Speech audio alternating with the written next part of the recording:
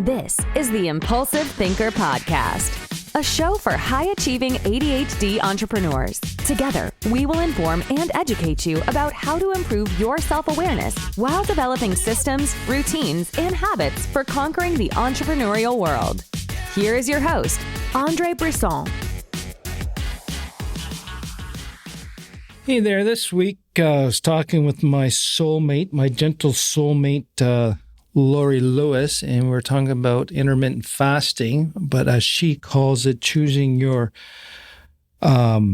eating window. And when she first introduced that in a presentation, a retreat I was at last November in 2023, I really liked how the simplicity of her talking about the eating window versus intermittent fasting. And just the permission she gave everyone to just try to adjust the window. Start with it tight, open, whatever. It can be adjusted daily. Just worry about today. If you don't meet it today, big deal. There's tomorrow. But to stay away from regimental thinking of and requirements of intermittent fasting.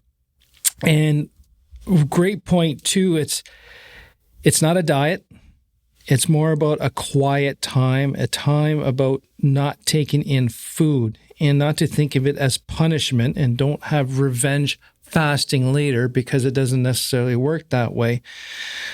And just to start and to build it from there and figure out how it works for you and what works best for you. And the whole concept and what I really like about her thinking about this is be flexible.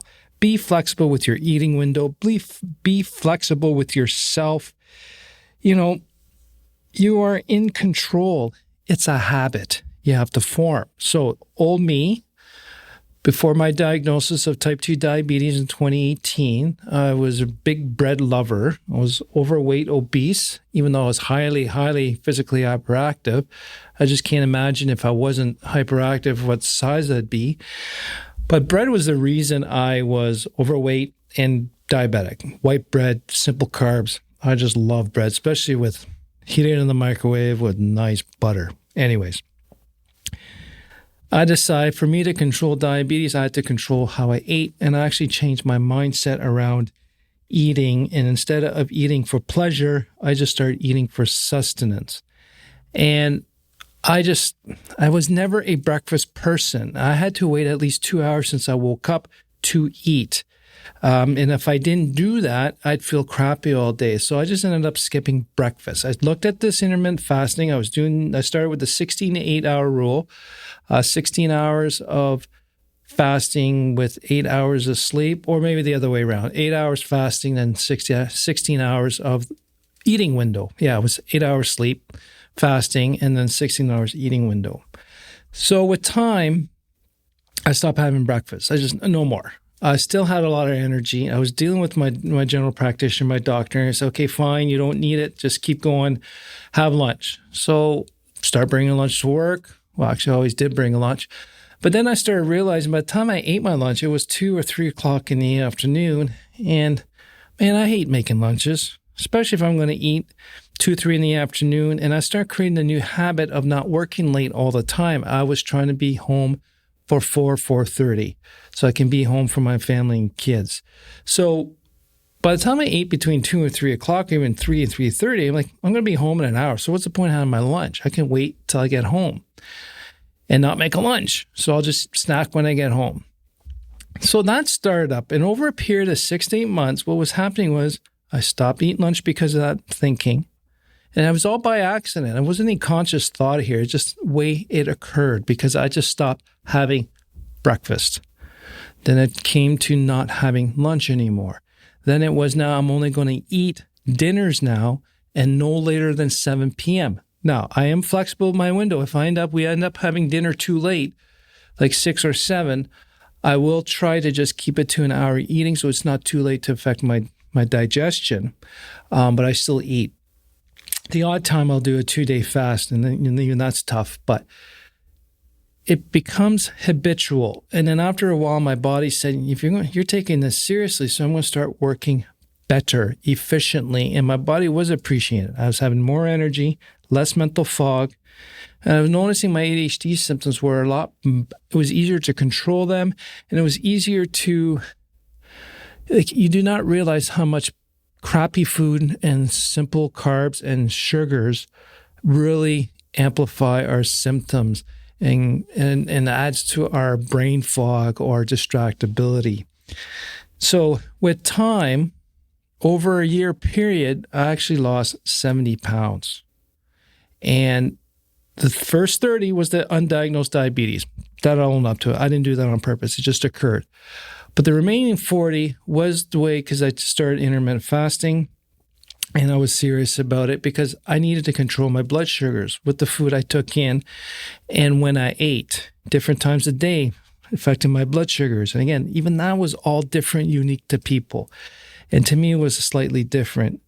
And now it's habitual. If I actually have a breakfast, lunch, and dinner, I feel so bloated and crappy, I regret eating that much. My body knows if I'm getting too much food. And this is the biggest insight I had. I'm like, okay, I'm going to lose weight. And this is the lie that diet people tell you. You lose the weight, you get to the weight you want, then you go back to eating the way before. When I was starting to lose that weight and I noticed that I had the same amount of energy, that once I reached my weight goal, that is how much I'm supposed to eat forever. I'm not allowed to eat more now because I got it, because that's excess calories, more weight gain. So we are losing weight because the input of food that we're taking is just enough to maintain that weight.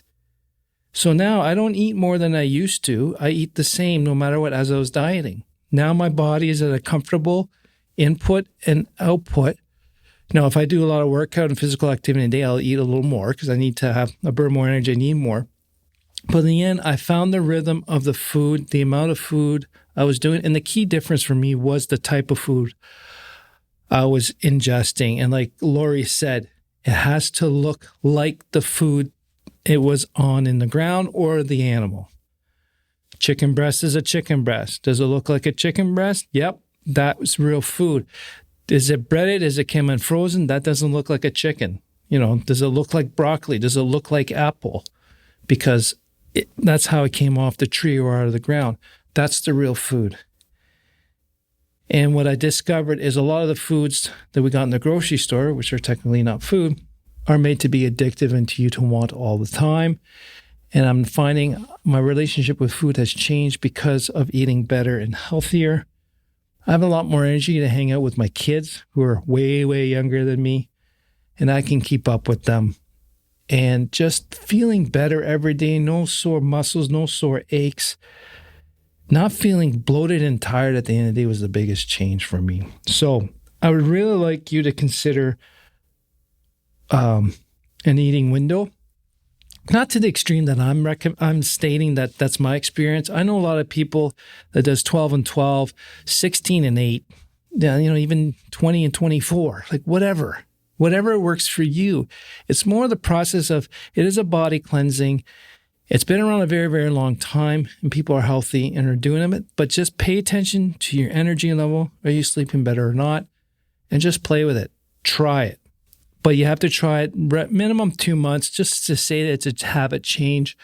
And you'll see it just gets easier with time. And it's worked for me. It's worked for Lori.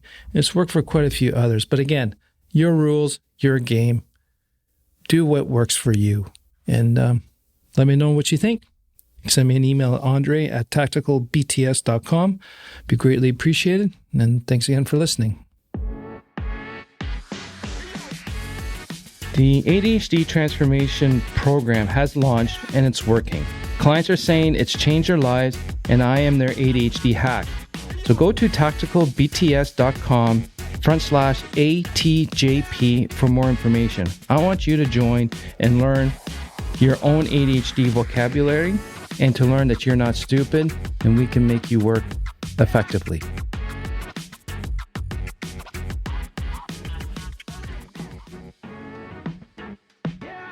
Thank you for listening to the Impulsive Thinker podcast.